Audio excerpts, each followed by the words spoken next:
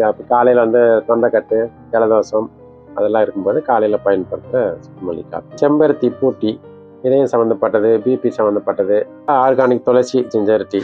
ஆவாரம் பூ, ஆவாரம் வேறு, பட்டை, காய் இதெல்லாம் சேர்ந்த சமூலமாக செய்கிறது தான் ஆவாரம் பூட்டி. சக்கரை நோய் வராமல் இருக்கிறதுக்கும், சக்கரை நோய் கட்டுப்படுத்துறதுக்கும், நல்லா உடம்பு குளிர்ச்சி ஆகிறதுக்கும், நம்மளுடைய ஆரோக்கியம் அதிகமாகிறதுக்கும் நல்லா பயன்படும்.